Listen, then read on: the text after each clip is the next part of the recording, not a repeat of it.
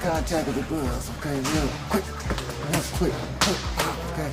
That's a tribute to his dedication and desire. It's gonna be hard to count his speed. The game plan is simple to win. Watch Hatton's left hand go down, and Pacquiao comes right over it. Right on the button. Hello guys, welcome back to our channel Wins World TV. So Manny Pacquiao versus Mario Barrios tuloy na sa July 19, 2025. Sa edad na 47 years old kakayanin pa kaya ni former 8 World Division Champion, Manny Pacquiao ang mas bata sa kanya na si Mario Barrios. Ang laban Manny Pacquiao versus Mario Barrios ay magiging blockbuster at magtatala ng panibagong world record sa mundo ng boxing sports ngayong taon kasalukuyan. Ayon kay Mario Barrios ay pinaghahandaan niya ng mabuti ang paparating niyang laban kontra Manny Pacquiao. Sa lakas ng suntok nitong si Mario Barrios ay paniguradong may paglalagyan dito si Manny Pacquiao sa oras na ito ay matamaan ng solido niyang suntok. Now Barrios back to the body and then connects on the left cross. Stuns Ugas and a huge left hook! 5, 6, 7. Meron din estilo si Mario Barrios na kakaiba at kung ikukumpara mo sila ng estilo ni Manny Pacquiao ay tiyak na mas lamang itong mas bata kay Manny Pacquiao na si Mario Barrios. Kaya sa laban Manny Pacquiao versus Mario Barrios ay tiyak na may matutamba at may kalalagyan silang pareho sa oras na may makauna makatama ng solidong suntok sa kanilang dalawa. Kung inyo pong maalala taon 2021 ay nag-anunsyo na itong si Manny Pacquiao ng kanyang pagre-retiro sa mundo ng boxing sports. Ngunit mahal na mahal talaga ni Manny Pacquiao ang larong boxing sports, dahil muli itong lumaban taon 2022 kontra Tikyu, isang Korean martial arts fighter. Taon kasalukuyan naman ay nilabanan niya muli si Ricky Anpo, isang kickboxing fighter.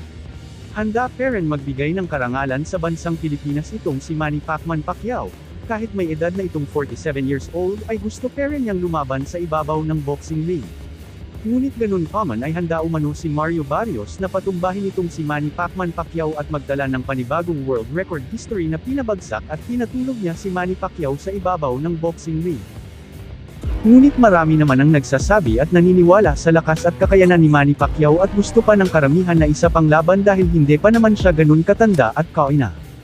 Alam naman natin na hindi na masigla ang Philippine boxing dahil halos karamihan ng ating mga pambato ay tinalo na ng mga Hapon. Kaya gusto ni Manny Pacquiao na muling ibalik ang sigla ng Philippine boxing, at magtala ng world record breaking bilang isang 9 or 10 division title. Kaya ating balikan ang kanyang mga naging hirap na laban ni Manny Pacquiao para maabot niya ang 8 division world champion.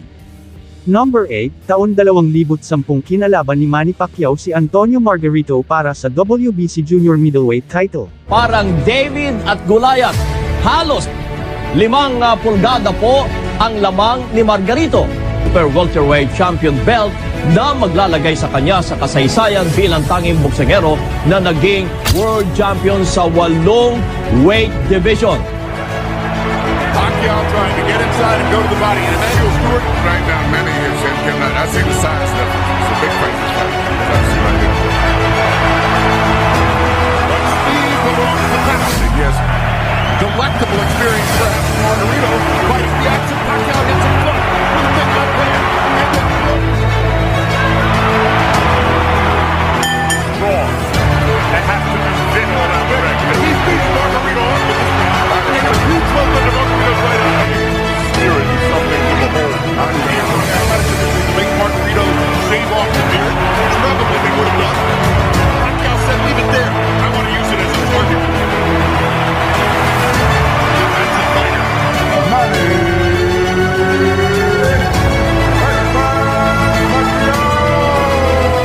Number 7, taon 2009 na kinalaban ni Manny Pacquiao si Miguel Cotto para sa WBO welterweight title. As the challenger, ladies and gentlemen, from General Santos City, Philippines, the Pac-Man, Manny Pacquiao! Junior welterweight world champion, the reigning and defending two-time welterweight champion of the world, Miguel Angel Cotto! What I say, you must obey. Good luck. Touch him up. Pacquiao's face as Manny was rushing in. Manny landed a little right hook in there. The right hook starts flowing.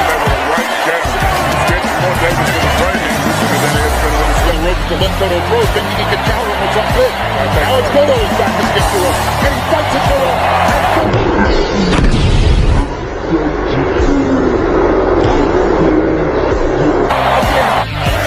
Miguel Cotto's father, Miguel Cotto Sr., wanted to stop the fight. Who's in the corner, including head trainer Joe Santiago. Number 6, taon 2009 na Manny Pacquiao vs Ricky Hatton para sa Lineal Junior Lightweight title. Yourself at all times, and when I say you must obey, good luck. Touch up. Very aggressive.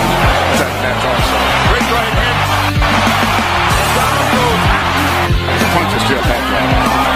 Oh, it's Pacquiao. Stuns Hatton, knocks it back.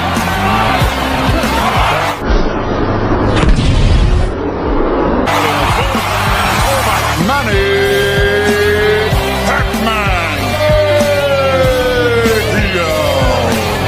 Number 5, Manny Pacquiao vs David Diaz para sa WBC Lightweight title. Well, something that he can't, and he seems to love it. That's been his pet punch so far. I mean, Brian Jones is going with the left hand, but this anticipation of that right hand, and the punch he has up. That's his only response is yes, and he's trying to do more damage. That's what he's trying to do. So he won't take no for an answer. Hard right hand by Pacquiao. Marquez has won more rounds.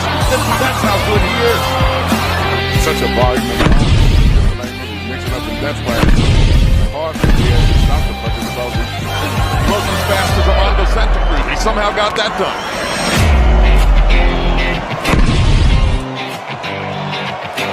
Number 4, taon 2008, Manny Pacquiao vs Juan Manuel Marquez para sa Super Featherweight title. Change back and forth from the finger. Down goes Marquez on a straight left-hand shot.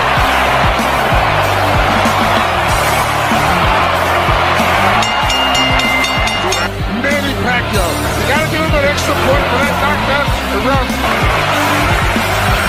Pacquiao trying to search and destroy. Marquez trying to shock him with counter-punching athlete. Just an amazing athletic specimen. The speed, the power,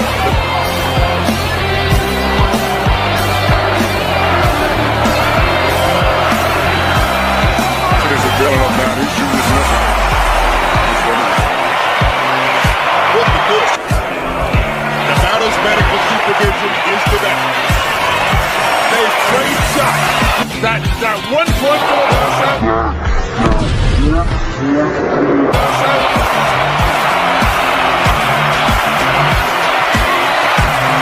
Number 3, taon 2003, Manny Pacquiao vs Marco Antonio Barrera. The left hand, Barrera reaches out and goes to the body with both hands.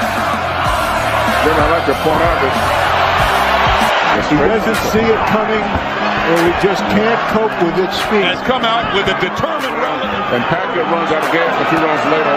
Pacquiao's going to be in trouble. But a good save by him.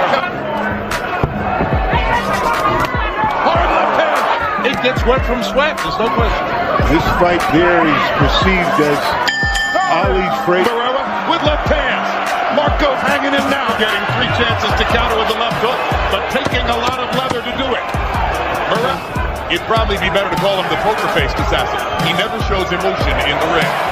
Big combination by Barrera. Seems to just still look a little too slow. Even when he's punching, he doesn't seem to have the speed that he once had. Not like this.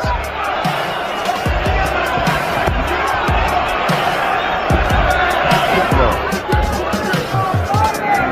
It's probably a market sometimes. But Pacquiao, they're hard left. He's very vulnerable for straight left. This is where Julio Cesar Chavez. Hard right hand by Pacquiao. Barrera just trying to stay reckless, and Barrera takes advantage. What a fight! But Pacquiao's body punches. 4 or 5 of them, 6 in the last 30 seconds. Pacquiao scraping Barrera now. Punch. And what's the interesting, there's another bad hit, but Pacquiao came back to right. Big punches from Pacquiao. One of been one of them. And you're going to have to keep fighting them back when they make that move. If you slow down, you'll lose the fight off. That's why those guys won't allow them to No way a great fighter should have to go through 3 more minutes of this. No, because Pacquiao is not backing off. He's got Ferreira's corner. Ferreira's corner, man, is up on the apron. He's going to step. Number 2, taon 2001, Manny Pacquiao vs. Lelo Ledwaba para naman sa IBF Super Bantamweight title. Guy from the Philippines, guy from South Africa, giving us. He's also told his fighter, don't follow Ledwaba around. Cup hasn't yet found the right offense to go behind that. That's what Pacquiao's got to do. Keep throwing the shot, Pacquiao. Keep the punching on. You can't allow this.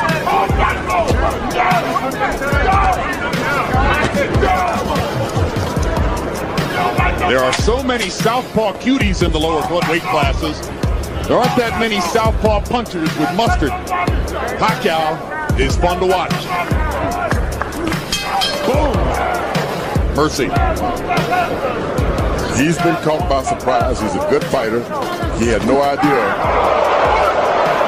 Pacquiao may take care of it. There's a weariness and almost a resignation in the eyes of Ledwaba. Yeah, Joe Cortez, who takes a good fighter. Number 1, taon 1998, Manny Pacquiao vs. Chatchay Sasakul para sa WBC World Flyweight title. 回りますと、すごい打ち合い、おーと右、非常に激しい打ち合いが展開されています。左か右。しかし打ち合いというよりも、パッキャオはグイ右のストレート、チャンピオンのインになりました。飛び込んでいきました。いいカウンター入っても、一瞬動きが止まっただけですからね。ボールの感じ全然。第8ラウンドです。左か右。このボディブローカー左。また前進を始めました。左か右ワンツー。いいから左帰っていきます。チャッチャイ。左のストレート、おっと交代します。左のストレートヒットしました。当たり方浅かったですけどね。そうですか。ボディブロー。十分押されてますよ。左ストレートダウン取りました。立ち上がれるか、チャッチャイดูนะครับกรรมการนับไปถึงダメですไม่ไหวครับพยายามจะลุกขึ้นมาครับ ส่วนทางกรรมการบรูเนอร์นะครับเขาสิริก็นับไปจนทั้งถึง10ของเราก็ Ano sa tingin nyo guys, kakayanin pa kaya ni Manny Pacquiao makipagsabayan sa mga bata niyang makakalaban? Just comment down below. Hello guys, welcome back to our channel Wins World TV. So Naoya Inoue may ibinunyag sa post-fight conference na talagang hirap na siya kumuha ng tamang timbang sa Super Bantamweight Division, paliwanag ni current undisputed and 4 World Division Champion Naoya Inoue, ay hindi naman siya nahirapan sa mga kalaban niya, bagkus ay nahihirapan na daw siya sa pagkuha ng tamang timbang. Aminado rin si Naoya Inoue na iba daw ang pakiramdam ng kanyang katawan sa ngayon, dahil ayon sa kanya ay madami ang mga nangyari na hindi maganda sa pagkuha niya ng tamang timbang. Dagdag pa dyan ay hindi rin madali sa kanya yung pagkonsela ng laban nila ni Sam Goodman, at biglaan pagpalit ng kanyang makakalaban, kaya talagang hindi maganda ang kanyang pakiramdam sa ngayon. Ngunit ganun pa man ay nai-rouse niya pa rin ang laban niya kontra Kim at nagawa niya pa ring manalo sa kabila ng kanyang mga hirap na pinagdaanan.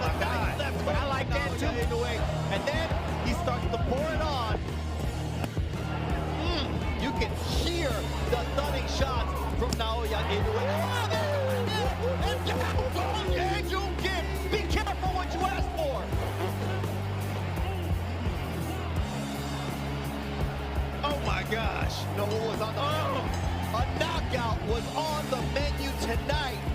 What a Dagdag pa ni Naoya Inoue ay talagang naghahanap na ang kanyang katawan sa mas mabigat na dibisyon. Baka dahil nagkakaedad na si Naoya Inoue at hindi mapigilan ang paglapad at pagbigat niya at dahil dyan, baka dyan siya nahirapan kunin ang tamang timbang sa Super Bantamweight Division. Ngunit ganun pa man ay hindi pa rin ito aakyat ng Featherweight Division. Dahil plano niyang umakyat sa Featherweight Division sa susunod na taon 2026, dahil haharapin niya muna ang mga mandatory challenger niya sa Super Bantamweight Division tulad ni WBA mandatory challenger na si former Unified IBF and WBA Super Bantamweight World Champion Nurudjan Akhmadaliev, na gaganapin sa bansang Saudi at si WBC mandatory challenger, na isa rin undefeated na si Alan Picasso, na magaganap naman sa bansang Amerika. Wala pang formal announcement kung sino Kilomorogen Okmadalib at Alan Picasso ang unang lalabanan ni current undisputed and 4 World Division Champion Naoya Inoue aka the Japanese Monsters. Ngunit para sa akin opinyon ay baka si Morrigan Okmadalib na ang kanyang unang lalabanan dahil nagbanta na ang pamunuan ng WBA kay Naoya Inoue na kapag hindi niya haharapin si Morrigan Okmadalib ay aalisan na ito ng titulo.